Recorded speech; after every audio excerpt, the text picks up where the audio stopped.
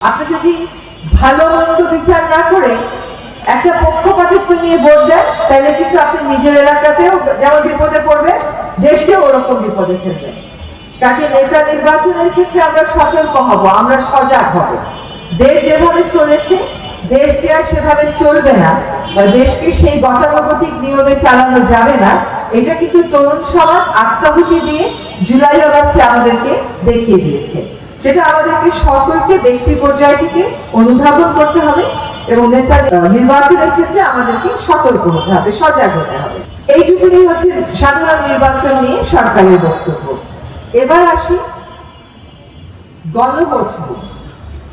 কিছু কিছু পরিবর্তন সংবিধানে আনতে হবে, ক্ষমতার আয়োজনে আনতে হবে, যাতে করে সংবিধানে যে কথাটা লেখা আছে জনগণই হচ্ছে সকল ক্ষমতার উৎস, এই কথাটা বাস্তবে পরিণত হয়।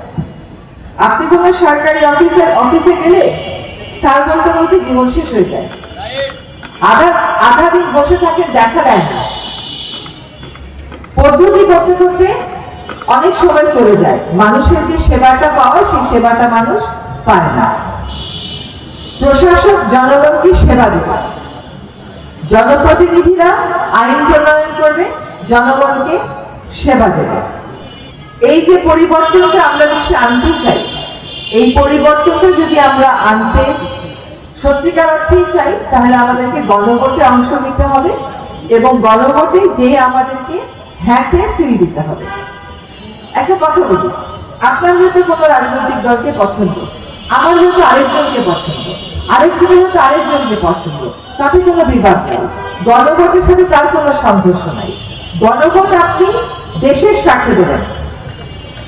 যেই দলই ক্ষমতায় যাক না কেন, যেই দলই বিরোধী দলে থাকুক না কেন, ক্ষমতার মূল শক্তি যেন আপনার হাতে থাকে, এইটা বুঝবার জন্যই আপনাকে গণভোটে হ্যাঁ দিতে হবে।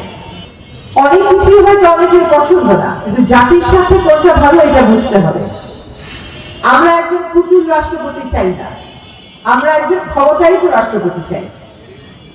আমরা চাই না আর কোন সরকার এসে বিচার বিভাগের কাছে বন্দুক রেখে জনগণের ভোটাধিকার হরণ করে নিজে ক্ষমতায় থাকবার জন্য 4 মিনিটে সংবিধান সংশোধন করে দিতে পারে। এটা আমরা আর চাই না। যদি 4 মিনিটে সংবিধান সংশোধন করে দেন, ওইটা হলো তাৎক্ষণিক ক্ষমতার বহিঃপ্রকাশ। কিন্তু যদি জনগণের রাজনীতি করেন, তাইলে ভাইগা যাইতে হবে না, কারণ দেশেই থাকতে পারবেন, কারণ সুষ্ঠু নির্বাচন হবে। আপনি যদি ভালো কাজ করেন, তাহলে পরবর্তী নির্বাচনে জনগণ আপনাকে আবার ভোট দেবে। আর যদি আপনি ভালো কাজ না করেন, তাহলে পরবর্তী নির্বাচনে আসতে পারবেন না, কিন্তু তারপরে আবার আসতে পারবেন যদি আপনি মানুষের কাছাকাছি আবার পৌঁছাতে পারেন। ভুল সংশোধনের একটা সুযোগ সবাই পাবে, কিন্তু ভুল সংশোধনের সেই সুযোগটা দিতে গেলে রাষ্ট্রীয় আয়োজনে যে ব্যবস্থাটা থাকতে হয়, এই ব্যবস্থাটা সেই হ্যাঁ এবং হ্যাঁ এর মাধ্যমে আমরা আনতে পারি, যাতে করে আমি অতি দানবীয় হয়ে যেতে না পারি, যাতে করে আমি সবসময় বুঝি যে আমাকে জনগণ একটা দায়িত্বে বসাইছে, আমাকে কিন্তু ক্ষমতায় বসায় নাই। ওই দায়িত্বটা পালন করার জন্য যেটুকুন ক্ষমতা, আপনাকে সেইটুকুন ক্ষমতাই দেওয়া হবে। কিন্তু ক্ষমতা পেয়ে যদি আপনি দানব হয়ে যান, সেটা তো হতে পারে না। সেটা তো আসলে অমার্জনীয়, ক্ষমার অযোগ্য অপরাধ।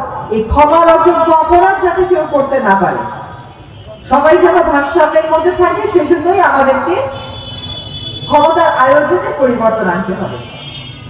এবার তো অনেকেই প্রথমবার ভোট দেবেন। কি আশ্চর্য দেখেন, যাদের বয়স 38-40 তারাও এত বছর ভোট দিতে পারে না। যেখানে ভোট দেওয়ার বয়স হলো 18 হইলে আপনি গিয়ে ভোটটা দিয়ে আসতে পারেন, সেখানে আপনার বয়স 38 হয়ে গেছে, 39 হয়ে গেছে, 40 হয়ে গেছে, আপনি ভোট দিতে পারেন নাই, কারণ আপনার ভোটের কোনো মূল্য ছিল না। এই সমস্ত ভুল ক্ষমা করা যাবে না। যখন আমরা ভোট দিতে যাব, আমাদের কাছে 2টা ব্যালটের কাগজ থাকবে, একটা হচ্ছে সাদা, আরেকটা হচ্ছে গোলাপি।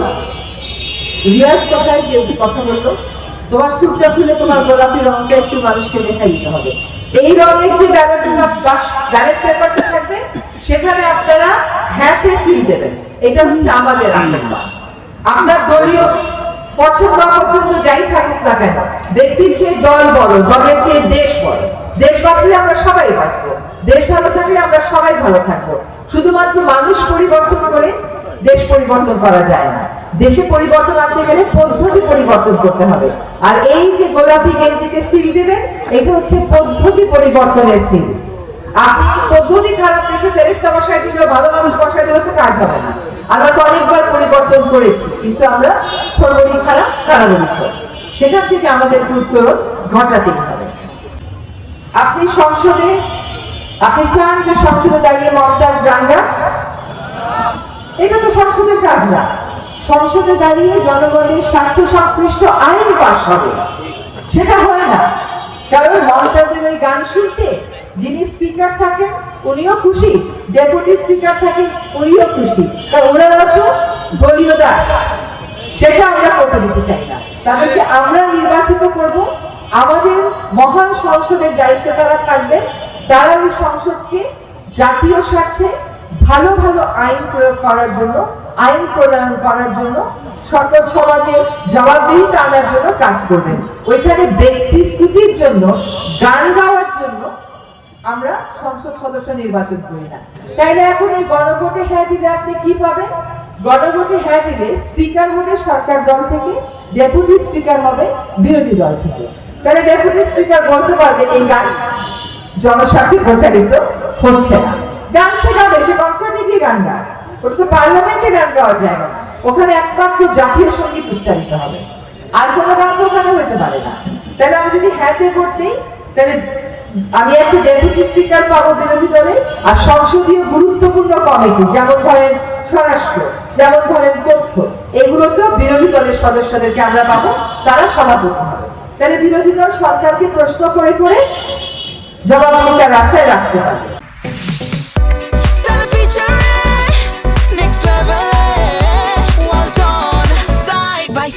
Fridge.